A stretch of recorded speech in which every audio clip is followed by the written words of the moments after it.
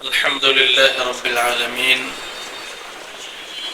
والصلاة والسلام على سيد المرسلين وعلى آله وصحبه أجمعين، وبعد. قال الله سبحانه وتعالى في كلامه المجيد والفرقان الحميد: أعوذ بالله من الشيطان الرجيم، بسم الله الرحمن الرحيم. إن الله وملائكته يصلون على النبي يا أيها الذين آمنوا صلوا عليه وسلموا تسليما. আমরা সবাই দুরূদ ইব্রাহিম পড়ি। আল্লাহুম্মা সাল্লি আলা মুহাম্মাদিন ওয়া আলা আলি মুহাম্মাদ কামা সাল্লাইতা আলা ইব্রাহিম وعلى آل إبراهيم إنك حميد مجيد. اللهم بارك على محمد وعلى آل محمد كما باركت على إبراهيم وعلى آل إبراهيم إنك حميد مجيد.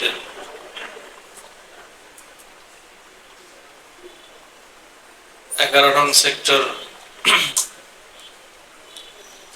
জামে মসজিদে আয়োজিত আজকের এই সাপ্তাহিক হালাকা প্রোগ্রামে উপস্থিত সম্মানিত মুরব্বিয়ানে কেরাম, মুসল্লিয়ানে আযম,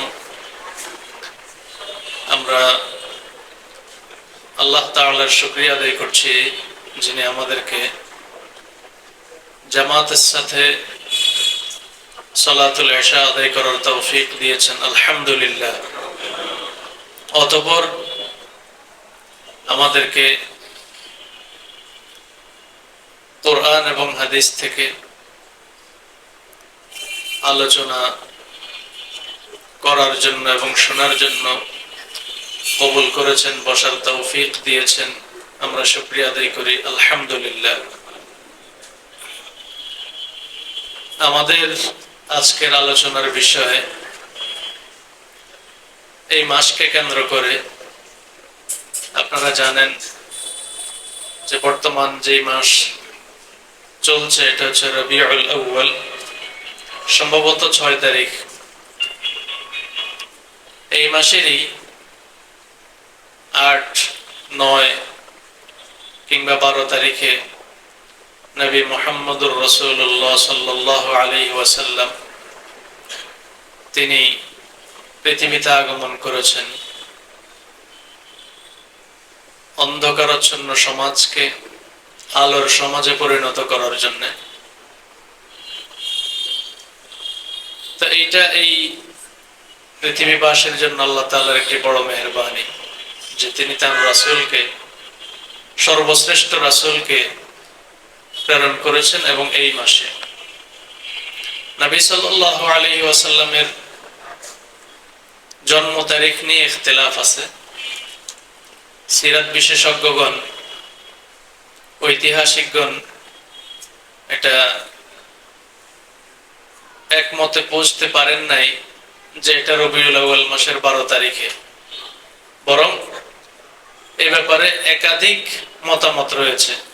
কেউ 8 তারিখের কথা বলেছেন, কেউ 9 তারিখের কথা বলেছেন, কেউ 12 তারিখের কথা বলেছেন।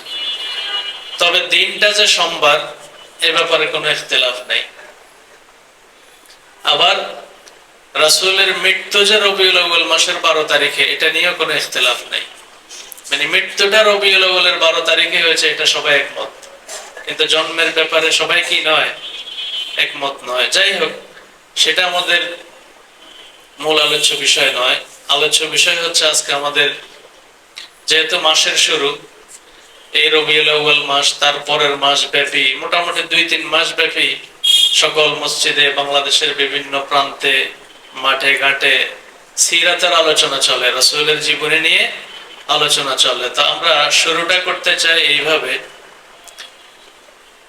নবী সাল্লাল্লাহু আলাইহি ওয়াসাল্লামের জন্মের আগ থেকেই, বরং পৃথিবীর শুরু থেকেই আল্লাহ তাআলা তার আগমনের ব্যাপারে সুসংবাদ দিয়ে আসছেন। সেই সুসংবাদগুলো নিয়ে আমরা একটু আলোচনা করব ইনশাআল্লাহ। তার আগে একটু বলতে চাই ভূমিকা স্বরূপ, যে নবী সাল্লাল্লাহু আলাইহি ওয়াসাল্লামকে নিয়ে আমরা আলোচনা করছি, তিনি চারিত্রিকভাবে যেমন পৌত পবিত্র ছিলেন, তার আগমনের বংশধারাটাও কিন্তু পৌত পবিত্র ছিল। নবী সাল্লাল্লাহু আলাইহি ওয়াসাল্লাম বলছেন, ইমাম তাবারানী হাদিস বর্ণনা করছেন, আলী ইবনে আবি তালিব রাদিয়াল্লাহু আনহু তিনি নবী সাল্লাল্লাহু আলাইহি ওয়াসাল্লাম থেকে কোট করছেন যে নবী সাল্লাল্লাহু আলাইহি ওয়াসাল্লাম বলেছেন, খারাজতু মিন নিকাহিন, আমার জন্ম হয়েছে বৈবাহিক পদ্ধতিতে, ওয়ালাম আখরুজ মিন সিফাহিন মিন লাদুন আদম ইলা আন ওয়ালাদানি আবি ওয়া উম্মি, আদম আলাইহিস সালাম থেকে নিয়ে শুরু করে আমার পিতা মাতা পর্যন্ত এই পুরো বংশধারায় কোনো জেনাকার ছিল না। সুবহানাল্লাহ, এটা রাসূল নিজে বলেছেন। একদম আদম থেকে শুরু করে রাসূলের বাবা মা পর্যন্ত এই যে চেইনটা, তার যে বংশধারাটা, এর মধ্যে কোনো জেনাকারী ছিল না। এই বংশধারাকে আল্লাহ তাআলা এত পৌত পবিত্র রেখেছেন। তিনি আদম সন্তানদের মধ্যে শ্রেষ্ঠ। নবী সাল্লাল্লাহু আলাইহি ওয়াসাল্লাম বলছেন, শুকরান, আনা সাইয়্যিদু ওয়ালাদি আদম, যে আমি আদম সন্তানদের মধ্যে শ্রেষ্ঠ ব্যক্তি। সুবহানাল্লাহ। আচ্ছা, ধরেন আমাদের 10 জন থেকে যদি বলা হয় এই ব্যক্তি 10 জনের মধ্যে সেরা, তাহলে তিনি গর্ববোধ করবেন, সবাই তার দিকে তাকাবে। 100 জনের মধ্যে যদি বলা হয় যে 100 জনের মধ্যে এই ব্যক্তি সেরা, সবাই আর একটু আগ্রহ নিয়ে তার দিকে লক্ষ্য করবে, ঠিক না? এই মজলিসে যারা বসা আছে, আমরা কি কেউ বলতে পারবো কে সেরা? সুযোগ নাই। কিন্তু যদি বলা যাইতো, তাহলে সবাই তাকে সমীহ করতো কিনা? সুবহানাল্লাহ। আর সেখানে পৃথিবীর শুরু থেকে শেষ পর্যন্ত যত মানুষ আসবে, শুধু মানুষ না, আল্লাহর সকল মখলুকাতের মধ্যে তিনি সেরা। সুবহানাল্লাহ। তাহলে কোন সেরা ব্যক্তি যখন আগমন করে, তার আগমনের সংবাদ কি আগ থেকে পাওয়া যায় না? পাওয়া যায় না। তো নবী সাল্লাল্লাহু আলাইহি ওয়াসাল্লাম তিনি যে আগমন করবেন, এই সংবাদ আল্লাহ তাআলা আগ থেকেই দিয়েছেন। সুবহানাল্লাহ। আল্লাহ তাআলা কোরআনে কারীমের মধ্যে বলছেন, وَإِذْ أَخَذَ اللَّهُ مِيثَاقَ النَّبِيِّينَ لَمَا آتَيْتُكُم مِّن كِتَابٍ وَحِكْمَةٍ ثُمَّ جَاءَكُمْ رَسُولٌ مُصَدِّقٌ لِّمَا مَعَكُمْ لَتُؤْمِنُنَّ بِهِ وَلَتَنصُرُنَّهُ قَالَ أَأَقْرَرْتُمْ وَأَخَذْتُمْ عَلَى ذَلِكُمْ إِصْرِي قَالُوا أَقْرَرْنَا قَالَ فَاشْهَدُوا وَأَنَا مَعَكُمْ مِنَ الشَّاهِدِينَ। আল্লাহ তাআলা যত নবী রাসূল পৃথিবীতে আগমন করেছেন, প্রত্যেক নবী রাসূলকে আল্লাহ তাআলা তাদের কাছ থেকে এই অঙ্গীকার নিয়েছেন যে তোমার পরে একজন নবী আসবেন, যিনি তোমাকে তোমার কিতাবকে সত্যায়ন করবেন। লাতুমিনুন্না বিহি ওয়া লাতানসুরুন্নাহু, তুমি অবশ্যই অবশ্যই তার উপরে ঈমান আনবে এবং তাকে সাহায্য করবে। আ'আকরারতুম ওয়া আখাযতুম আলা যালিকুম ইসরি, আল্লাহ নবীদেরকে সম্বোধন করে বললেন যে তোমরা কি আমার এই অঙ্গীকার গ্রহণ করে নিয়েছো? তারা বললেন আকরারনা, আমরা এটা গ্রহণ করে নিলাম। আল্লাহ তাআলা বললেন ফাশহাদু ওয়া আনা মাআকুম মিনাশ শাহিদিন, তাহলে তোমরা সাক্ষী থাকো। তোমরা যে গ্রহণ করে নিলে, তোমরা কি থাকো? সাক্ষী থাকো। আর আমি নিজেও কি আছি? সাক্ষী আছি। তাহলে নবীগণ এটা স্বীকার করে নিলেন যে শেষ নবী মুহাম্মদ সাল্লাল্লাহু আলাইহি সাল্লাম আসলে তারা ঈমান আনবে। এবং ইবনে আব্বাস রাদিয়াল্লাহু আনহু, আলী ইবনে আবি তালিব রাদিয়াল্লাহু আনহু, আর অনেক মুফাসসির এই আয়াতের ব্যাখ্যায় বলেছেন যে মা বাআসাল্লাহু নাবিয়্যান ইল্লা ওয়াকাদ আখাযা আলাইহিল আহাদ, আল্লাহ তাআলা যখনই কোন নবী পাঠিয়েছেন তখনই তার কাছ থেকে অঙ্গীকার গ্রহণ করেছেন। কি অঙ্গীকার? লাইন বাআসাল্লাহু মুহাম্মাদান ওয়া হুয়া হাইয়ুন, যদি আল্লাহ মুহাম্মদ সাল্লাল্লাহু আলাইহি ওয়াসাল্লামকে প্রেরণ করেন আর ওই নবী জীবিত থাকেন, লা ইউমিনান্না বিহি ওয়া লা ইয়ানসুরান্নাহু, তাহলে তিনি অবশ্যই অবশ্যই মুহাম্মদ সাল্লাল্লাহু আলাইহি ওয়াসাল্লামের উপর ঈমান আনবেন এবং তাকে সাহায্য করবেন। শুধু তাই না, ওই নবী আবার তার উম্মতের কাছে অঙ্গীকার গ্রহণ করেছেন যে মুহাম্মদ নামে একজন নবী আসবেন, তাকে যদি তোমরা পেয়ে যাও তাহলে তোমরা তার উপর ঈমান আনবে। সুবহানাল্লাহ। এটাই আল্লাহ তাআলা অন্য আয়াতের মধ্যে বলেছেন যে আল্লাযীনা ইয়াত্তাবিউনা আর-রাসূলান নাবিয়্যাল উম্মিয়্যাল্লাযী ইয়াজিদুনাহু মাকতুবান ইনদাহুম ফিত-তাওরাতি ওয়াল ইনজিল। আল্লাহ তাআলা বলছেন যে তারা আমার রহমত পাবে। আগের আয়াতের সাথে যদি গেঁথে দেই,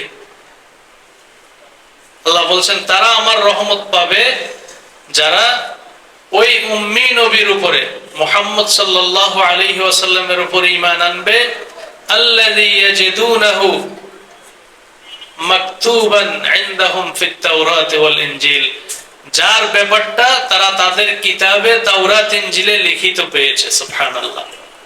তাহলে এখান থেকে কি বোঝা যায় যে আমরা এমন নবী পেয়েছি যার কথা তাওরাত ইনজিলে লেখা ছিল। সুবহানাল্লাহ।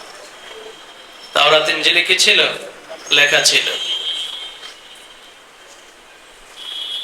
প্রখ্যাত তাবেঈ আতা ইবনে ইয়াসার, সাহাবায়ে কেরামের সরাসরি ছাত্র যারা, তারা হচ্ছেন তাবেঈ।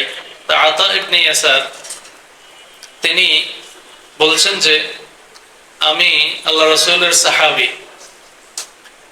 আব্দুল্লাহ ইবনে আমর ইবনে আল-আস কে প্রশ্ন করলাম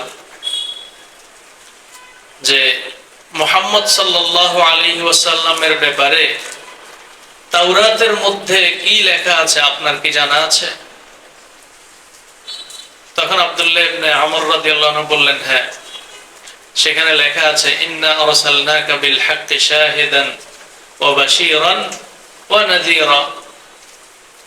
সেখানে লেখা আছে যে কোরআনে যেইভাবে লেখা আছে, হে রাসূল, আমি আপনাকে প্রেরণ করেছি সত্য সহকারে এবং আপনি হচ্ছেন শাহিদ, সাক্ষী, বাশীরান, সুসংবাদ দানকারী, নাযীরা, সতর্ককারী। এই যে এই গুণগুলো, শাহিদ, সাক্ষী, বাশীর, নাযীর, এগুলো কোরআনে যেভাবে লেখা আছে তাওরাতেও রাসূলের ব্যাপারে কি লেখা ছিল। আসেন এখান থেকে শুধু একটা শব্দের ব্যাখ্যা করি, শাহিদ। রাসূল শাহিদ, রাসূল সাক্ষী। এই সাক্ষী মানে কি? এই সাক্ষীর ব্যাখ্যা হচ্ছে, হাদিসে আসছে নবী সাল্লাল্লাহু আলাইহি ওয়াসাল্লাম বলেছেন, আল্লাহ তাআলা কিয়ামতের দিন সকল নবীদেরকে যখন ডাকবেন, ইয়াজিউ নাবিয়্যুন ওয়া মাআহু রাজুলুন, একজন নবী আসবেন, তার সাথে তার অনুসারী মাত্র একজন, আর কোনো অনুসারী নেই। ওয়া ইয়াজিউ নাবিয়্যুন ওয়া মাআহু রাজুলান, আরেকজন নবী আসবেন মাহশারের মধ্যে, হাশরের ময়দানে, তার সাথে দুইজন অনুসারী। এই গোটা উম্মত থেকে তাকে অনুসরণ করেছে দুইজন।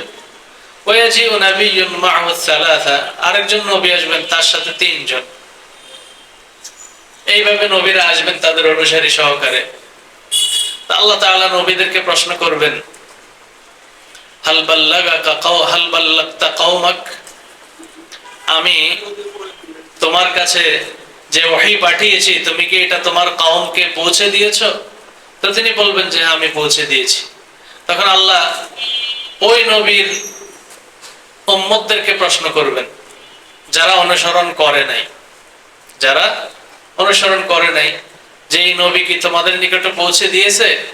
তখন তারা অস্বীকার করবে, তারা বলবে না, পৌঁছে নেই, উনি আমাদের নিকটে আপনার বাণী পৌঁছান নাই। মানে দুনিয়াতে যেরকম তারা কি ছিল, মিথ্যাবাদী ছিল, সেখানেও তারা কি মিথ্যাবাদী। তো এরকম বিভিন্ন নবীকে যখন প্রশ্ন করা হবে আর তাদের উম্মতকে প্রশ্ন করা হবে, উম্মত অস্বীকার করবে। রাসূলের দাওয়াতের ব্যাপারে, তাবলীগের ব্যাপারে যখন উম্মত অস্বীকার করবে, তখন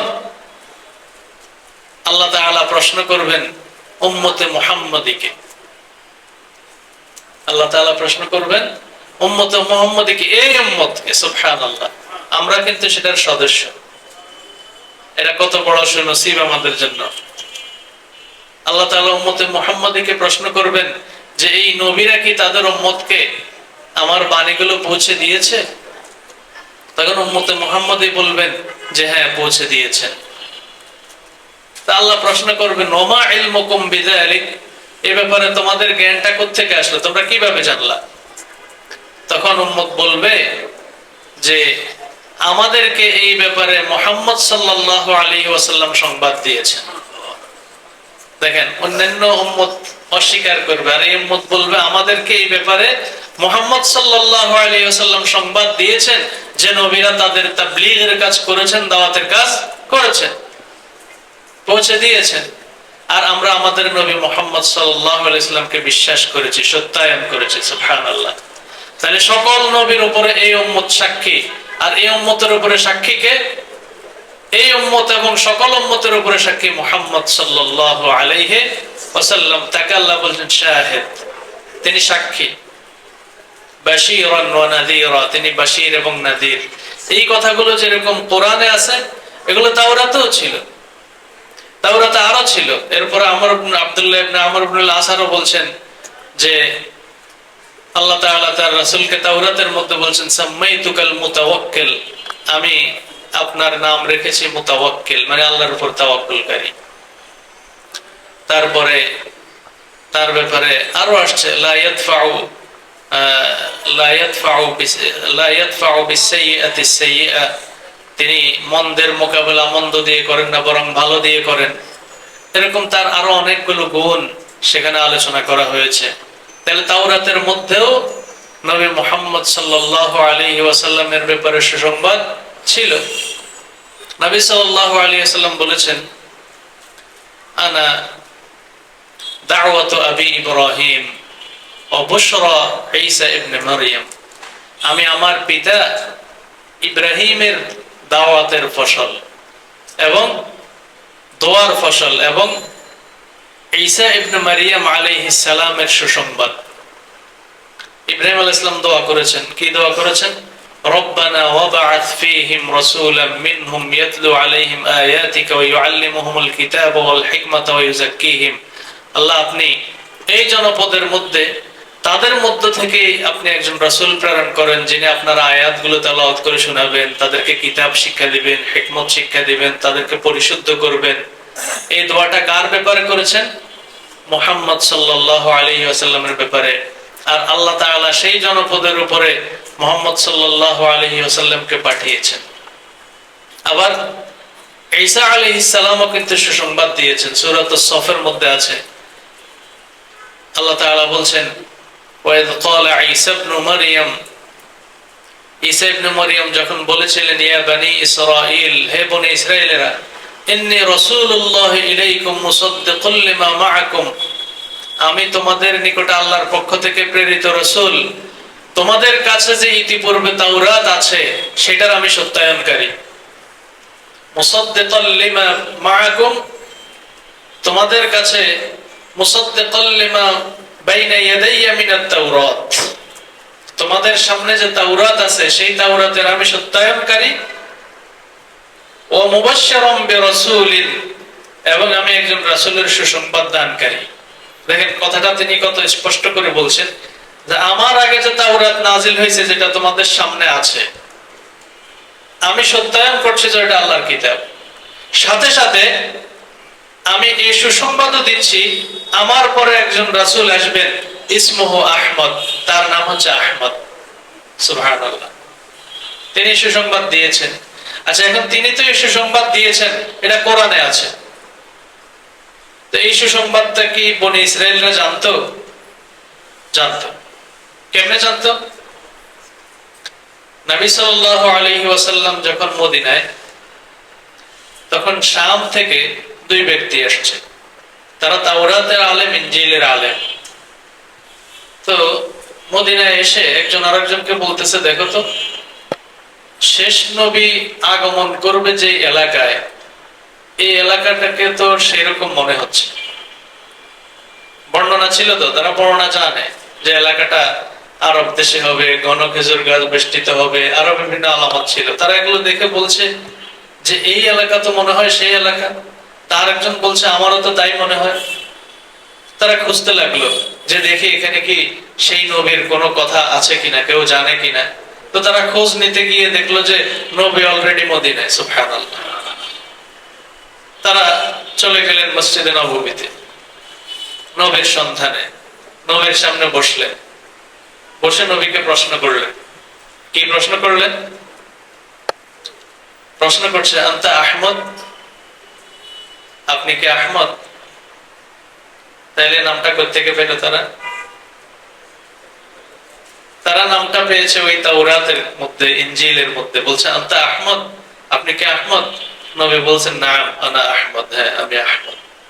তারা প্রশ্ন করছে আনতা মুহাম্মদ, আপনি কি মুহাম্মদ? নবী সাল্লাল্লাহু আলাইহি সাল্লাম বলছেন নাম আনা মুহাম্মদ। এই দুইটা নাম তারা জানতো, দুইটা মিলছে। আরো জানতো, কিন্তু এই দুইটা তারা প্রশ্ন করেছে। তো এই দুইটা নাম যখন মিলে গেছে, তখন তারা মোটামুটি শিওর যিনি নবী হবে। তবে তারা আরেকটু নিশ্চিত হওয়ার জন্য একটা প্রশ্ন করেছে। বলছে আপনাকে আরেকটা প্রশ্ন করব, যদি আপনি উত্তর দিতে পারেন তাহলে আমরা ধরে নিব আপনি নবী এবং আমরা ঈমান আনব। তো বলছে, নবী সাল্লাল্লাহু আলাইহি সাল্লাম তাদেরকে বলছেন যে হ্যাঁ তোমরা প্রশ্ন করো। তো তারা প্রশ্ন করছে, আখবিরনা আন আকবার শাহাদাতিন ফি কিতাবিল্লাহ, আপনি আমাদেরকে আল্লাহর কিতাবে সবচেয়ে সেরা সাক্ষ্য কোনটা এটা আমাদেরকে একটু বলেন। সাক্ষ্য তো আমরা বুঝি, একজন আরেকজনের ব্যাপারে কোন ব্যাপারে সাক্ষ্য দেয়, ঠিক না? তো আল্লাহর কোরআনে সর্বশ্রেষ্ঠ সাক্ষ্য কোনটা এটা আপনি আমাদেরকে একটু বলেন। সাথে সাথে আল্লাহ তাআলা আয়াত নাযিল করলেন, শাহিদাল্লাহু আন্নাহু লা ইলাহা ইল্লাহু ওয়াল মালাইকাতু ওয়া উলুল ইলমি কাইমান বিল কিসত। আল্লাহ আয়াত নাযিল করলেন, শাহিদাল্লাহ, আল্লাহ সাক্ষী দিচ্ছেন, আন্নাহু লা ইলাহা ইল্লাল্লাহ, কোন ব্যাপারে সাক্ষী দিচ্ছেন? আল্লাহ সাক্ষ্য দিচ্ছেন যে আল্লাহ ছাড়া আর কোনো ইলাহ নাই। আর কে সাক্ষ্য দিচ্ছে? ওয়াল মালাইকা, ফেরেশতারা সাক্ষ্য দিচ্ছেন। আর কে? ওয়া উলুল ইলম, এবং আলেমরা।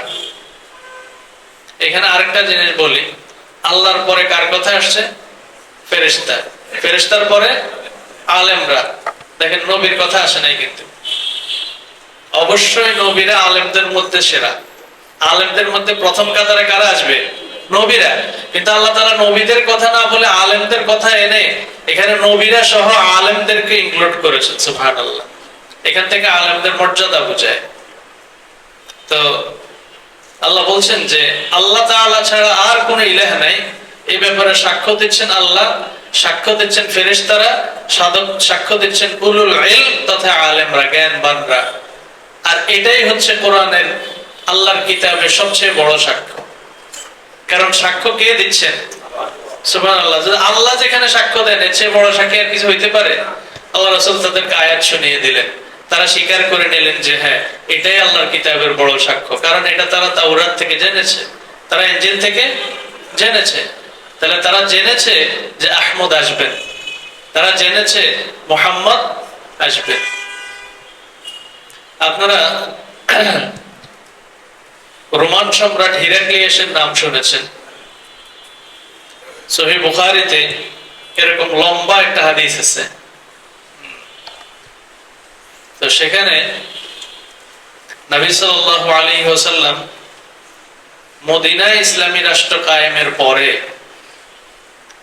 বিভিন্ন রাষ্ট্র প্রধানের কাছে তিনি যে চিঠি পাঠিয়েছেন ইসলামের দাওয়াত দিয়ে, তার মধ্যে একটা চিঠি পাঠিয়েছেন রোম সম্রাট হিরাক্লিয়াসের কাছে। তিনি লিখেছেন, বিসমিল্লাহির রহমানির রহিম, মিন মুহাম্মাদিন আবদুল্লাহি ওয়া রাসূলিহি ইলা হিরাক্ল আযীমির রোম, আসলিম তাসলাম ইউতিকাল্লাহু আজরাকা মাররাতাইন। প্রথমে লিখলেন বিসমিল্লাহির রহমানির রহিম। তাহলে এখান থেকে একটা জিনিস বোঝা যায়, চিঠি লিখতে হলে এটা সুন্নাহ পদ্ধতি হচ্ছে শুরুতে কি লেখা, বিসমিল্লাহ লেখা। মিন মুহাম্মাদিন আব্দুল্লাহ ওয়া রাসূলিহি, এই চিঠি মুহাম্মদ আল্লাহর বান্দা এবং তার রাসূলের পক্ষ থেকে, ইলা হিরাকল আজিমির রোম, রোমের মহান সম্রাটের নিকটে। রাসূল তাকে সম্মান করে লিখেছেন। আসলিম তাসলাম ইউতিকাল্লাহু আজরাকা মাররাতাইন, ইসলাম গ্রহণ করো, আল্লাহ তোমাকে তোমার প্রতিদান দিবেন দ্বিগুণ হারে। আর যদি মুখ ফিরিয়ে নাও তাহলে ফাইন্না আলাইকা ইসমাল আরসিয়িন, প্রজাদের গুনাহ তোমার উপরে আবর্তিত হবে, কারণ তারা তোমার কারণে ইসলাম গ্রহণ করতে পারবে না। আর তুমি ইসলাম গ্রহণ করলে তারাও পারবে, এজন্য দ্বিগুণ প্রতিদান হচ্ছে দ্বিগুণ। চিঠির আরো অংশ আছে, আমি সেই দিকে যাচ্ছি না। এই চিঠি তার কাছে পৌঁছার পরে তিনি কি করলেন, তিনি প্রতিনিধি নিযুক্ত করলেন তার সাম্রাজ্যের। এটা সাম্রাজ্য ছিল, দেশ না। আমরা তো সবাই পার্থক্য বুঝি, সাম্রাজ্য আর দেশ কি।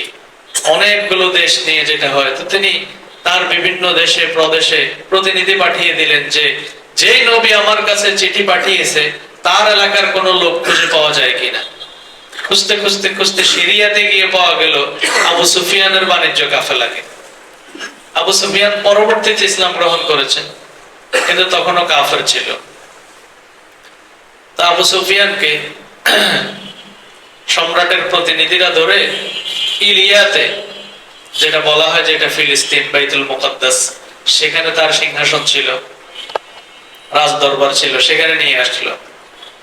নিয়ে আসার পরে, এটা লম্বা ঘটনা, আমি ছোট্ট একটা অংশ বলছি। তো সম্রাট বলছে যে তাদের মধ্য থেকে ওই নবীর সবচেয়ে বেশি নিকটবর্তীকে, তাকে আমার কাছে নিয়ে আস। তো খুঁজে পেল আবু সুফিয়ান। আবু সুফিয়ানকে সম্রাটের সামনে বসাইলো, আর অন্যরা তার পাশে বসলো। এখন সম্রাট বলছে আমি তাকে কিছু প্রশ্ন করব। আবু সুফিয়ানের সাথীদেরকে বলছে আমি তাকে কিছু প্রশ্ন করব, সে উত্তর কি সঠিক দিচ্ছে না বেঠিক দিচ্ছে এটা তোমরা সার্টিফাই করবা, মিথ্যা বললেই তোমরা ধরবা। তা আবু সুফিয়ান বলছে যে আমার মিথ্যা বলার নিয়ত ছিল, কিন্তু আমি মিথ্যা কথা বললে আমার কওমের লোকজন আমাকে মিথ্যাবাদী সাব্যস্ত করবে। আমি আমার চরিত্রে এই মিথ্যার কালিমা লেপন করতে চাই না, এই কারণে আমি মিথ্যা কথা বলিনি। যা প্রশ্ন করছে সঠিক উত্তর দিছে। কি প্রশ্ন করছেন? বলছে সে তোমাদের মধ্যে কেমন বংশের লোক যে নবী দাবি করেছে। আবু সুফিয়ান বলছে হুয়া ফিনা দু নাসাবিন, সে আমাদের মধ্যে খুবই বংশমর্যাদাশালী। তারপরে বলছে সে যে নবী দাবি করেছে তার আগে কি ওই বংশে কেউ নবী দাবি করেছে? বলছে না, কেউ দাবি করে না। বলছে তার কি পিতৃপুরুষের মধ্যে রাজা বাদশা ছিল? বলছে না, ছিল না। প্রশ্ন করছে যে নবী দাবি করার আগে জীবনে কি সে কোনোদিন মিথ্যা কথা বলেছে? বলছে না, বলে নাই। এরকম অনেক প্রশ্ন করছে। দুর্বলরা তার অনুসরণ বেশি করে নাকি শক্তিশালীরা বেশি করে? আবু সুফিয়ান বলছে বল দুআফাহুম, বরং দুর্বলরা তার অনুসারী বেশি। সে প্রশ্ন করছে তার অনুসরণ করার পরে, তার উপর ঈমান আনার পরে কেউ কি আবার তার দিন থেকে ফিরে যায়, আগের দিনে চলে যায়? আবু সুফিয়ান বলছে না, এরকম ঘটনা ঘটে নাই। আরো অনেক প্রশ্ন করছে, একটা লম্বা হাদিস। তো প্রশ্নের উত্তরগুলো পাওয়ার পর ওই রোমের সম্রাট হেরাক্লিয়াস তিনি আবার প্রত্যেকটা প্রশ্ন একটা একটা একটা করে তিনি পর্যালোচনা করেছেন, এবং তিনি বলেছেন যে তুমি যে প্রশ্নের উত্তরগুলো দিছ এটা যদি সঠিক হয় তাহলে তিনি নবী, তোমার কথা যদি সঠিক হয় তিনি কি? ইন কানা মা তাকুলু হাক্কান ফাসায়ামলিকু মাওদিআ কাদামাইহি হাতাইন। আবু সুফিয়ান তুমি যা বলছো এটা যদি সত্য হয় তাহলে আমি রোম সম্রাট হেরাক্লিয়াসের দুই পায়ের নিচের জমিনেরও মালিক সে একদিন হবে। ওয়াকাদ কুনতু আ'লামু আন্নাহু খারিজুন, আমি জানতাম তিনি আসবেন। দেখেন হেরাক্লিয়াস কিন্তু জানতো। ওয়াকাদ কুনতু আ'লামু, আমি জানতাম তিনি আসবেন, এই নবী আসবে। ওয়ালাম আকুন আযুন আন্নাহু মিনকুম, কিন্তু এই নবী যে তোমাদের মধ্য থেকে আসবে এটা আমি জানতাম না, এটা আমার ধারণা ছিল না। ওয়ালাউ কুনতু আ'লামু উখলিসু ইলাইহি লাতাজাশশামতু লিকাআহু, আমি যদি তার কাছে পৌঁছতে পারতাম, কোন গতি থাকতো যাওয়ার, তাহলে তার কাছে যাওয়ার কষ্ট আমি স্বীকার করতাম, কষ্ট করে হইলেও যাইতাম। ওয়ালাউ কুনতু ইনদাহু লাগাসালতু আন কাদামাইহি, আর তার কাছে যদি আমি পৌঁছতে পারতাম তাহলে আমার হাত দিয়ে তার পা গুলো ধুইয়ে দিতাম। এই সমীহ সে কোত্থেকে করলো? সে তো আসমানি কিতাবের লোক ছিল, খ্রিস্টান ছিল, আসমানি কিতাব তার পড়া ছিল, আর সেও আসমানি কিতাবের লোক, এই নবীও আসমানি কিতাব নিয়ে আসবেন, যার কারণে তার অন্তরে ভক্তি তৈরি হয়েছে। কিন্তু তার চতুর্পাশে তার সভাসদ এই কথাগুলো শুনে চেঁচামেচি শুরু করেছে, যার কারণে সে আর আগাইতে পারে নাই, সে আর আগাইতে পারে নাই।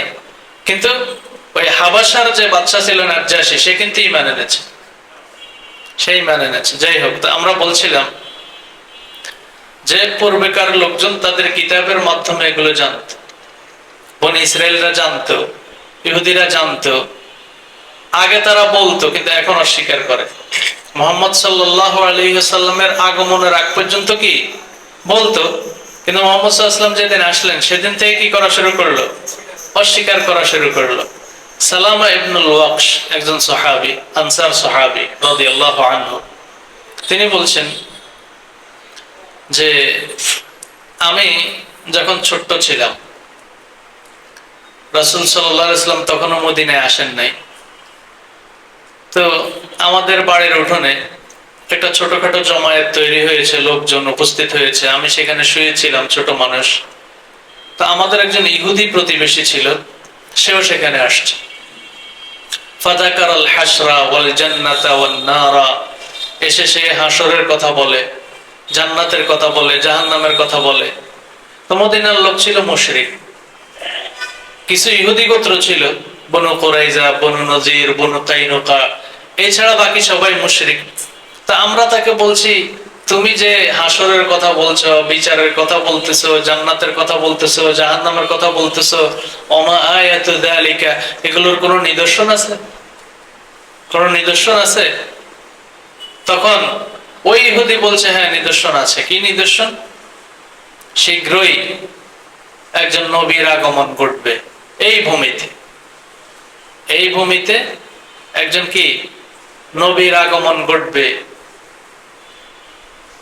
এবং সে মক্কার দিকে ইঙ্গিত করে বলেছে ওই দিক থেকে তার আগমন ঘটবে। তো লোকজন বলছে আর কতদিন লাগবে? তো সে ওই যে শুয়েছিলেন এই হাদিসের বর্ণনাকারী সালামা ইবনুল ওয়াকশ, তার দিকে তাকিয়ে ইশারা করে বলছে, ইয়াস্তানফিদ হাযাল গুলাম উমরাহু, এই ছেলে যদি পরিণত বয়সে পৌঁছে, মানে মোটামুটি 60-70 বছর হায়াত পায়, তাহলে সে মনে হয় পেয়ে যাবে, আমরা না পাইলেও।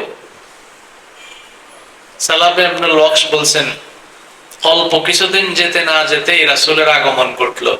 আমরা রাসূলের উপর ঈমান আনলাম, কিন্তু সে অস্বীকার করে বসলো। এটা হচ্ছে ইহুদিদের হিংসা, বিদ্বেষ, জিঘাংসা, যে আমরা ঈমান আনলাম কিন্তু সে কি করে বসলো? অস্বীকার করে বসলো। আরেকটা হাদিস আছে, আনসারদের সাথে অর্থাৎ মদিনাবাসীদের সাথে যখন তারা মুশরিক ছিল, আউস গোত্র, খাজরাজ গোত্র, আরো অন্যান্য গোত্রের সাথে এই ইহুদিদের দ্বন্দ্ব সংঘাত লেগে থাকতো, যুদ্ধ বাঁধত। তো তারা সংখ্যালঘু হওয়ার কারণে বেশিরভাগই তারা পরাজিত হইত। তো পরাজিত হওয়ার পরে তারা কি বলতো? বলতো যে শীঘ্রই একজন নবী আসবেন, শীঘ্রই একজন কি নবী আসবেন, তিনিও আসমানে কিতাবের লোক, আমরাও আসমানে কিতাবের লোক, আমরা তার উপরে ঈমান এনে আমাদের শক্তি বৃদ্ধি করে, তার উপরে ঈমান এনে আমাদের শক্তি বৃদ্ধি করে তোমাদের উপর আমরা প্রতিশোধ গ্রহণ করব। কিন্তু আনসার সাহাবায়ে কেরাম বলছেন যে নবী যখন আসলো আমরা ঈমান আনলাম, সাদ্দাকনাহু, আমরা তাকে সত্যায়ন করলাম, কিন্তু তারা ইহুদিরা অস্বীকার করে বসলো। এবং এটা আল্লাহ কোরআনেও বলছেন, ওয়ালাম্মা জাআহুম কিতাবুম মিন ইনদিল্লাহি মুসাদ্দিকুল লিমা মাআহুম ওয়া কানু মিন ক্বাবলু ইস্তাফতিহুনা আলাল লাযিনা কাফারু ফালাম্মা জাআহুম মা আরাফু কাফারু বিহি। আল্লাহ বলছেন যে যখন তাদের নিকটে আল্লাহর পক্ষ থেকে একটি কিতাব আসলো, মানে কোরআন, যেই কিতাবটি তাদের কিতাবের সত্যায়ন করে, তাওরাতের সত্যায়ন করে, মুসা আলাইহিস সালামের সত্যায়ন করে, আর এই কিতাবের অপেক্ষায় তারা ছিল, এই কিতাব এবং নবীকে সামনে নিয়ে তারা বিজয়ের গান গাইত, বিজয়ের প্রত্যাশা করত। আমার কথা কি বুঝে আসতেছে? এই কিতাব এবং এই নবীকে সামনে রেখে তারা বিজয়ের প্রত্যাশা করত, যে নবী আসলে, সেই কিতাব আসলে আমরা তার উপর ঈমান এনে শক্তি বৃদ্ধি করে আমরা বিজয়ী হব। ফালাম্মা জাআহুম মা আরাফু, অতঃপর তাদের নিকটে যখন ওই কিতাব আসলো, যেই কিতাবকে তারা জানতো, কোরআন, যেই নবীকে তারা জানতো, মুহাম্মদ সাল্লাল্লাহু আলাইহি ওয়াসাল্লাম, সেই কিতাব, সেই নবী যখন আসলো, কাফারু বিহি, তারা অস্বীকার করে বসলো। কোরআনের সাথে হাদিসের সাথে মিলে বর্ণনা একই, তারা অস্বীকার করে বসলো। আরেকটা বর্ণনা আছে, সিরিয়া থেকে, শাম থেকে এক ব্যক্তি আসলো বনু কুরাইজা গোত্রে, সেও ছিল ইহুদি, আর বনু কুরাইজা গোত্র ইহুদি গোত্র। তাই এই লোক দীর্ঘদিন শাম থেকে এসে বনু কুরাইজায় বসবাস করলো। রাসূল সাল্লাল্লাহু আলাইহি ওয়াসাল্লামের মদিনায় আগমনের 2 বছর পূর্বে এই ইহুদি ব্যক্তিটি মারা যায়।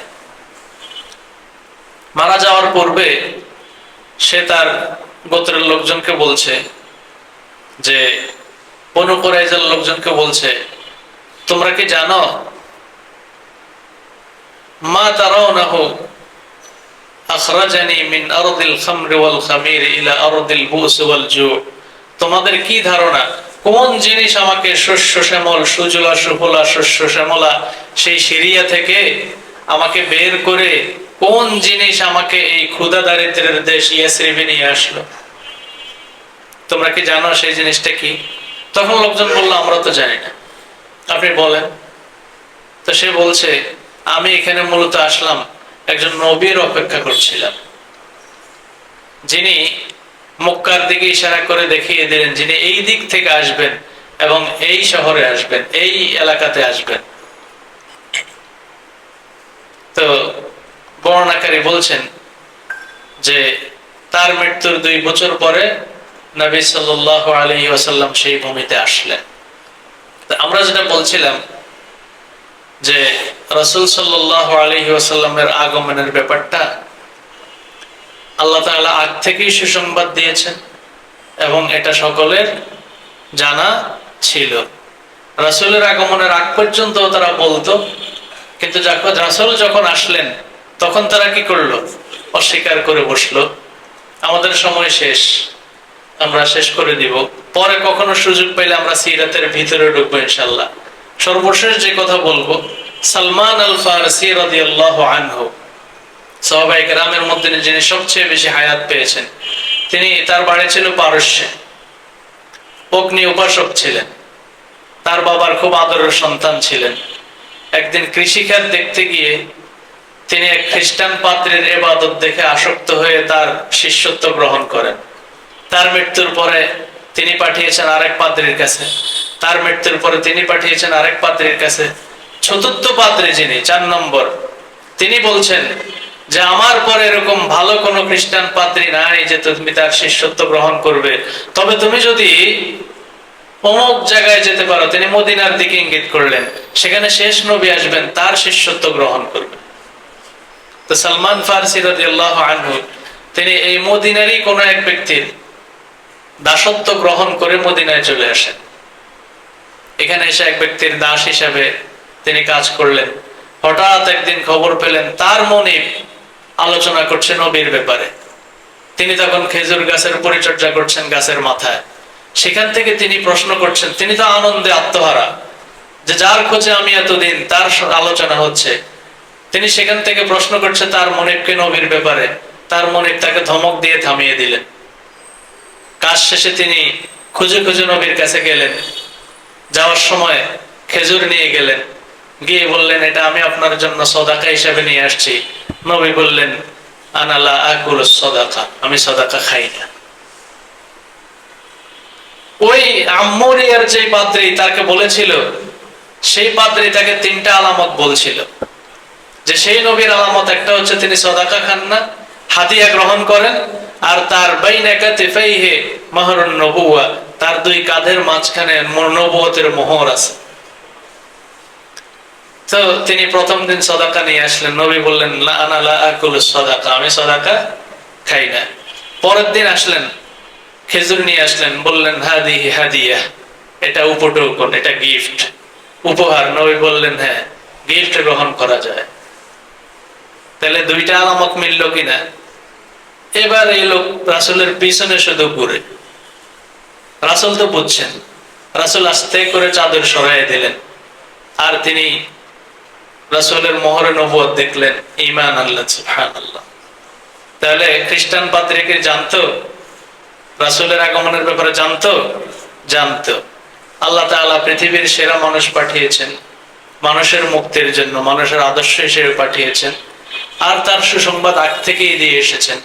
অতঃপর যিনি তার অনুসরণ করবেন তিনি সফল হবেন। আল্লাহ তাআলা আমাদেরকে সফলদের অন্তর্ভুক্ত করুন, আমিন। আসসালামু আলাইকুম ওয়া রাহমাতুল্লাহি ওয়া বারাকাতুহু।